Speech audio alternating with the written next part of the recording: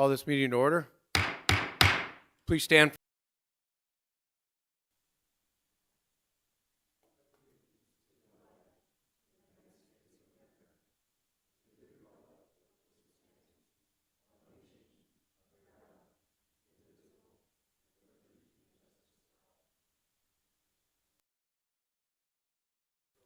Thank you all for coming and attending this evening.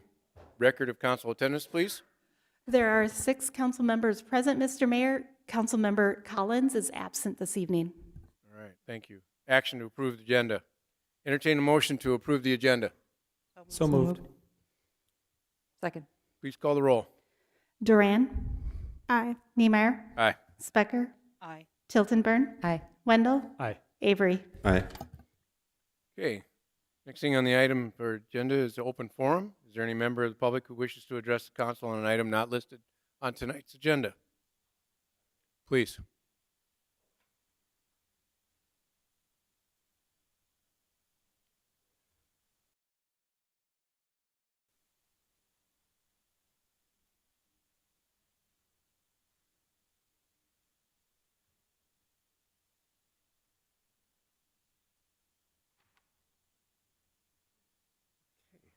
I just want to say a couple words about the idea of a deer feeding ordinance. It was something that never had really occurred to me before until it happened. But we have deer feeding in our neighborhood, and I have no qualms with it because as I understand it, it's people's legal right to do that. But what started out maybe as just a couple handful very quickly grew into this year 12 and then 19 deer. And again, I thought it was a little maybe disconcerting when I saw that number, but I didn't think much of it until one morning I woke up and I saw my 7-8-year-old arborvitae and the damage they had done to it. And if these things can't be salvaged, I estimate the cost to be over $1,000. And that's just from one night. And they've kind of moved over to the other side of my yard. I'm on 20th. As you know, that's an expanding street in terms of traffic, size, everything. It'll be even larger when it's connected to the interstate. I frankly don't want these things on my property eating my landscaping. And so I try to chase them off with a clap of 2 wooden blocks. But we're getting a lot of traffic. I worry when 19 deer might scatter out into that highway. So it concerns me in that way too. And then I'm also sort of thinking about those arborvitae as well as the future landscaping that I want to do. And I'm making a calculus right now as to whether it's worth it, or if I do it and I invest 8 more years of my time, if the same thing will just happen.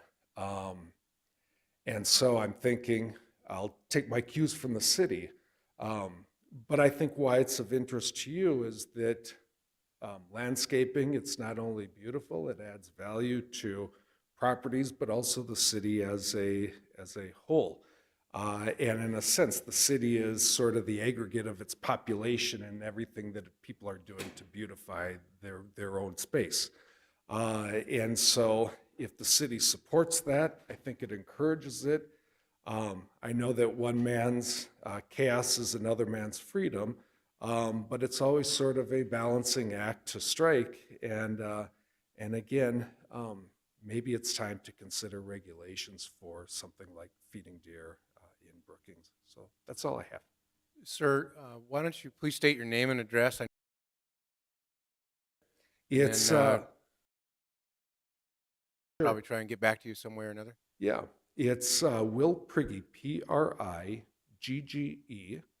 and I'm at 1912 Council Ridge Road here in Brookings. Thank you. Yep. Any other comments in open forum at this time? Moving on, consent agenda. Approval of the consent agenda. Are there any items that need to be removed from the consent agenda? Seeing none, entertain a motion to approve the consent agenda. So moved. Second. Moved and seconded. Is there any public comment on this item? Seeing none, does the council have any questions or comments? Will clerk please call the roll? Niemeyer. Aye. Specker. Aye. Tiltonburn. Aye. Wendell. Aye. Avery. Aye. Duran. Aye. Okay, so we move on to presentations and reports. I don't think anybody's here to represent SDSU this evening. So we'll move on to the City Council ex officio reports. Let's start with BMU Board first. Okay. Councilmember Specker. So the BMU board met yesterday, looked at bills and claims as well as bids for water main and sewer improvements. They reviewed those and approved them.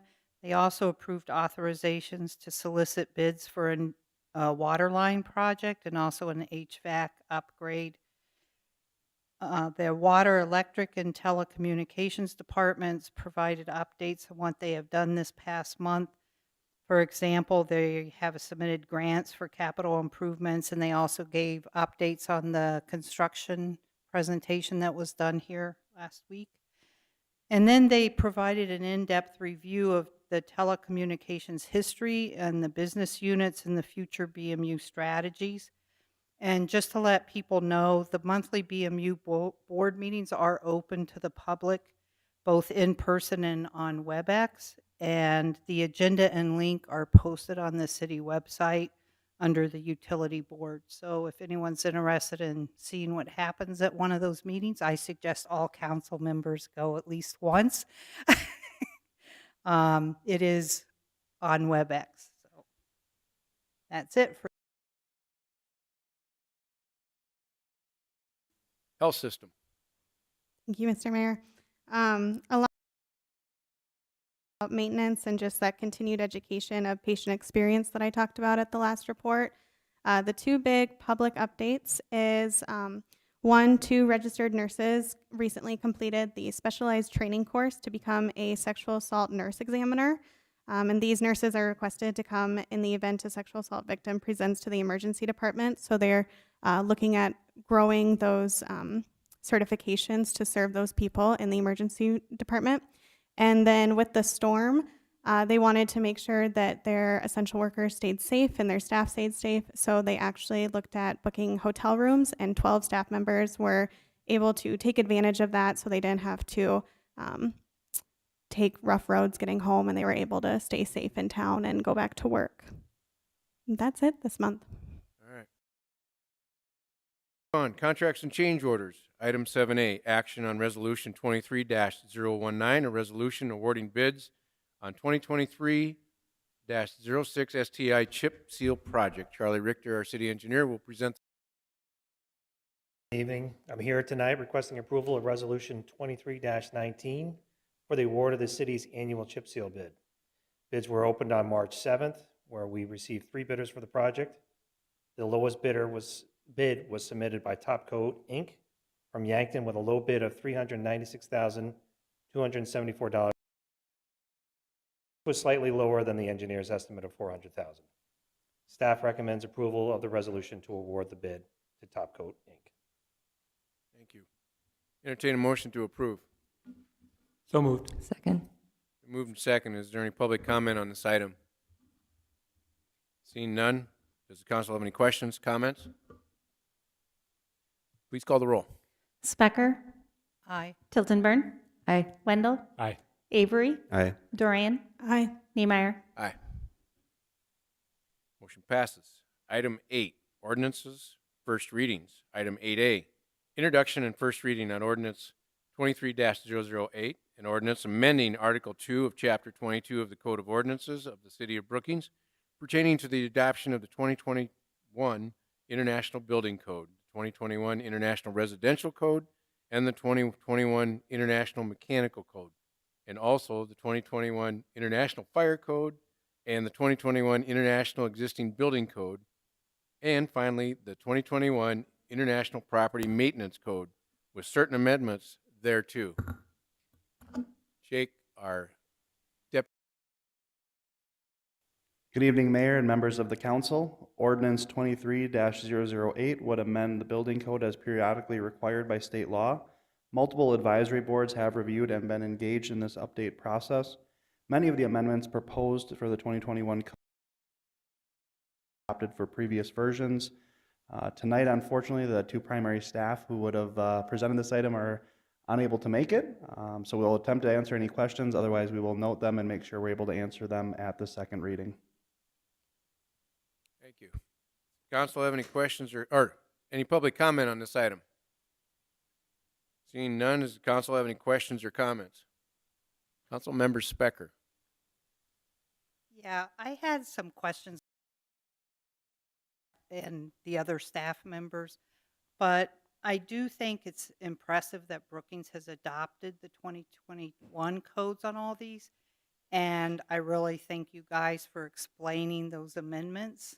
That I think if anyone looks at the amendments and has any questions, they should talk to you rather than having me explain those amendments. But I do appreciate you guys getting back to me with great explanations. So thank you.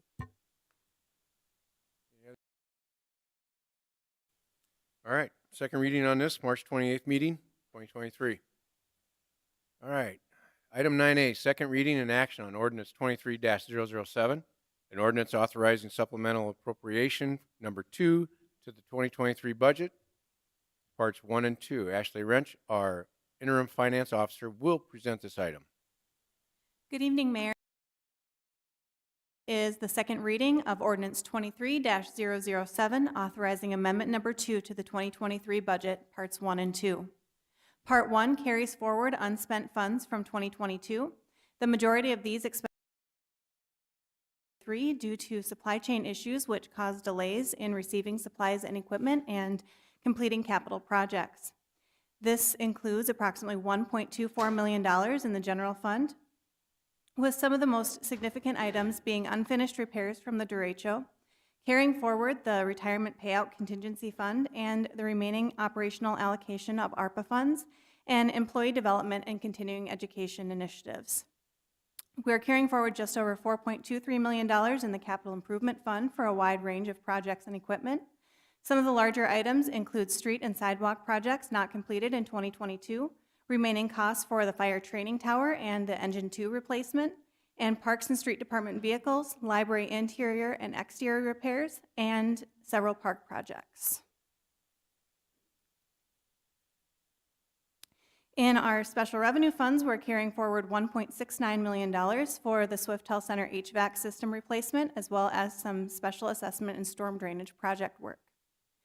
In the capital project funds, we typically budget for the entire project and carry forward the remaining funds into the next year for multi-year projects. So the $6 million in capital project funds includes remaining project costs for Innovation Campus, 20th Street Interchange, Brookings County Food Pantry, and the City Council Priority Project funds that have been transferred to the Public Safety Center project. Also included in this number are reimbursements from other stakeholders in the 20th Street Interchange project at $1.65 million and $95,000 for the food pantry project. Finally, in our enterprise funds, we are carrying forward approximately $1.35 million for projects and equipment in the airport, golf course, and landfill. It's important to note that the $725,600 being carried forward for the airport parallel taxiway project is actually grant revenue, an increase of $350,000 and an expenditure increase of $375,600, meaning the true expense for the city for this project is the net of $25,600.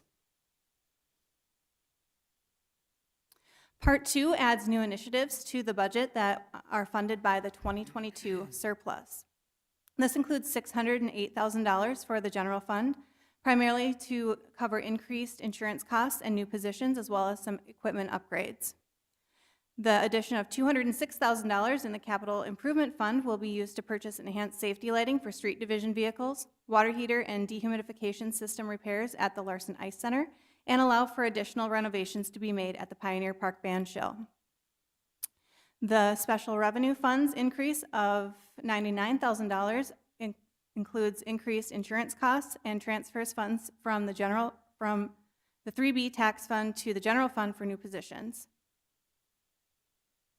And finally, the $150,000 in the enterprise funds is primarily related to increases in insurance costs as well as services and litter control initiatives in the landfill. No changes have been made since the first reading, and staff recommends approval of this ordinance as presented. Okay. Motion to approve. So moved. Second. Been moved and second. Is there any public comment on this item? Seeing none, does council have any questions or comments? Please call the roll. Tiltonburn. Aye. Wendell. Aye. Avery. Aye. Duran. Aye. Niemeyer. Aye. Specker. Aye. Okay. Public hearing and action on Resolution 23-021, a resolution determining the necessity of alley assessment project from 2nd Street South to 3rd Street South, connecting 5th Avenue and 6th Avenue. Charlie Richter, our city engineer, will present this item. I'm here presenting Resolution 23-21, assessment project from 2nd Street South to 3rd Street South, connecting 5th Avenue and 6th Avenue. A petition for this project was originally signed in the fall by 75% of the property owners who front the alley, which is above the threshold for it to be brought forward to City Council. Since the resolution of necessity was submitted to be heard at City Council, 5 abutting property owners submitted written comments in opposition to the proposed assessment project. The total represented by these 5 property owners is equal to 415 feet, which is 59% of the total alley frontage. Due to a majority of the property owners now being opposed to the project, staff recommends that the resolution of necessity be withdrawn for consideration. Thank you, Charlie. I think I'll just do it. I'm going to make a motion to withdraw Resolution 23-21, determining the necessity of alley assessment project from 2nd Street South to 3rd Street, connecting 5th Avenue and 6th Avenue, because of the written objections. Is there a second? Second. Been moved and second. Is there any public comment on this item?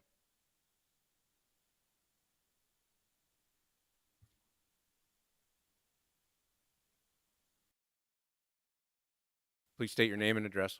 I'm Sherilyn Carver. I live at 226 Avenue South, and we've already been informed that this is going to get turned down because of all of a sudden the intense opposition to this. But I'm going to have my 2 cents worth. I've lived in this town 50 years. I've lived in my house 35 years, 33 years, and I have a vested interest in how my neighborhood looks. And the reason why we wanted to get the alley paved in the first place is the gravel that's in the alley in the spring turns to red snot. And it comes in the garage, it's in the wheel wells, it's everywhere else. And then we want to eliminate, because there's so many rentals just in that block alone, there's so many ruts and washboardy alley, it's nasty. If it was paved, it'd be easier to plow in the wintertime. We wouldn't have these ice ruts that you try to hump over to get into your garage. And finally, it's just a way to keep down the dust. There is so much dust because of all the traffic from everybody running up, advances on, the end of the alley from us. And this would have been an advantage to them to have it paved. But, they're running their buses back and forth. There's 3 boarding houses right behind us. I have the windows open in the summertime. I can't hang my clothes. We can't do projects out in our garage because of the amount of dust. So, but besides all that, you will notice that in the property list, there's 10 properties. Only 3 of those are homeowners. And, I get it. I live there. I see what happens every day for the last, 33, 35 years. So I know what goes on in that neighborhood. But I also understand that this is a very expensive project. It's going to hit us the hardest. But we were willing to pay, our fair share to have it done. But, money is money, and this is not a good time for projects like this. We get it, we understand that. But I want to say finally, it's just unfortunate that in this neighborhood, nothing ever improves. Over the years, it's slowly gone downhill. Nothing is ever done as far as even minimal maintenance. Nothing is ever done about upkeep.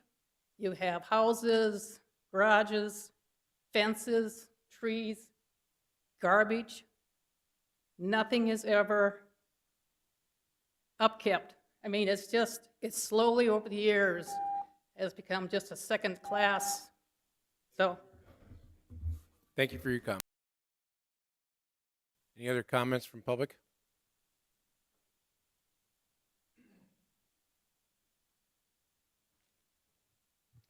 Good evening. And I'm one of the property owners on that block. And I just learned of this project just recently. So I contacted all the property owners that are listed in red above and asked them how they felt about the project. And each one of them expressed to me their concern about the cost of the project, and they said they were opposed to the project. So I guess the city council got their emails saying they're opposed to the project. Is that correct? Mm-hmm. Okay. So by my count, frontage foot to the alley, it actually comes out to 69% of the property owners by frontage on that are opposed to the street project. So thank you for your time. Any other? Close the public comment. Is there any comments from council members? Questions? Councilmember Wendell. I understand that we're not necessarily having a conversation specific to whether or not to approve this particular project, but I appreciate Ms. Carver coming forward and sharing her thoughts, and I do think they illustrate something we've been talking a lot about as a council, whether it's in our strategic planning sessions or in this meeting as we've considered different ordinances or staff structure and the time folks can dedicate, in particular to blocks like this in the core neighborhoods in the community. I live on one as well, and am deeply invested in neighborhoods like this that I think are an important kind of thread in the fabric of Brookings.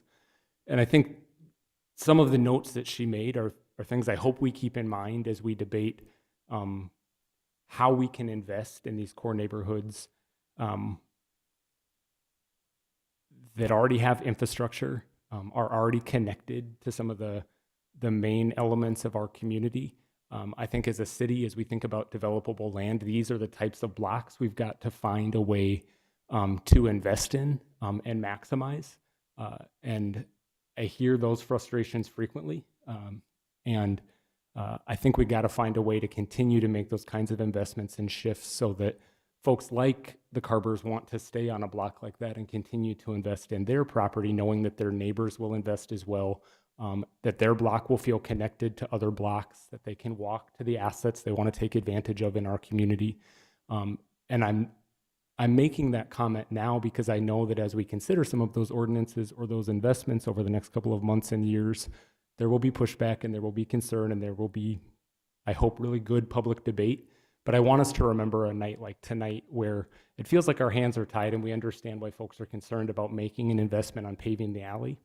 But I think it signals other concerns happening in blocks and neighborhoods just like this and are worthwhile investments. If we can't invest in this, what can we do to enrich these neighborhoods? And I just want us to remember comments from a property owner like this one tonight as we're making some of those decisions and having some of those debates down the road about how we invest in these blocks.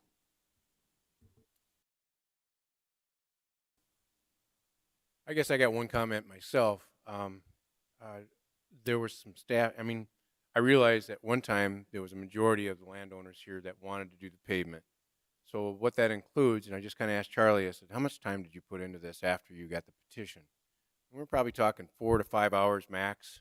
And then it got to the point where it had to get on the agenda, and then all of a sudden the city clerk and her assistant, or deputy city clerk, is involved here. And then all of a sudden people are realizing what the cost was. If there was a way that, say, Charlie or John, I'm kind of talking back to there too, where we can look at what's an average square footage cost so that when the petition comes in right away, they can say, this is what we're probably going to be looking at. Is this really what you want to do? And then before all that time is spent on our staff doing this. We have limited time for our staff to do things now, so something to remind petitioners when they come in, maybe staff can help themselves out without having to see the sticker shock come later and say, oh, we don't want to do this anymore. Maybe that might solve us a little bit of heartbreak a little bit there. I do also agree with Councilman Wendell a little bit. Some of our neighborhoods could probably use some sprucing up. Maybe the maintenance on the neighboring properties could help a little bit. I feel the pain a little bit for Carvers. You know, if you got properties next door and you're ready to get out of your house and go to the next move in your building, and your neighborhood is somewhat blighted, it'd be difficult to get, say, a better price point for your home. I get that. I understand. And maybe the city needs to be involved in helping with getting some of these neighborhoods back up to where somebody wants to be in that neighborhood besides the Carvers to own a home. In our neighborhoods, we've seen a little bit of work being done on some of the homes around our areas because renting units sometimes becomes more difficult if your unit isn't as nice as, say, some of the apartments that have been built lately. Councilman Wender. That Ms. Carver made that I maybe would just be worthwhile for staff to look into would be whether or not there are materials we can use on gravel alleys that don't create the dust and some of the issues it sounds like are there. If we can't pave the alley, are there things we could do to spray during a dry period in the summer to control some of the dust? Or have we looked at that, or do we get complaints of that nature? In particular, if there are garages facing gravel alleys on certain blocks, which is more the norm in the center of town than it is in other neighborhoods. Maybe we don't have an answer right now, but would be something I'd be interested in hearing. Any other comments, questions? Please call the roll. Wendell, We're voting on. We're voting aye to oppose this. Okay. Aye. Avery, Aye. Duran, Aye. Niemeyer, Aye. Specker, Aye. Tilton Burn. Aye. Motion passes, and then we move on to the next item, 9B, or no, go to 11. City Council topics and future discussion. Councilman Duran. Thank you, Mr. Announcement that our next council community office hour is Monday, March 20th from 2 to 4 p.m. at Choco Latte. Councilor Joey Collins is going to be there, as well as Andrew Rasmussen, who will join council in May. Thank you. Okay. Items that council wants to bring up. Our next meeting will be on the 28th. And besides the second readings that we've already talked about this evening, we've got a bid award for the 22nd Avenue project. Might be looking at first reading an ordinance for beekeeping. Public hearing on the build grant and food insecurity building. Our assistant city manager will present that item. Construction projects, John Thompson's going to give us an update. And then hopefully we have a student association report. Besides that, if we have anything else, ask for a motion to adjourn. Oh, Councilman Specker. Could someone at the city, and I know you guys are swamped, but could somebody look at what the Sioux Falls, the deer feeding ordinance is down there, or ban, and get back to us? Certainly can. Thanks. Comments? Entertain a motion to adjourn. So moved. Moved and seconded. All those in favor say aye. Aye. Aye. Motion adjourn, or meeting adjourn.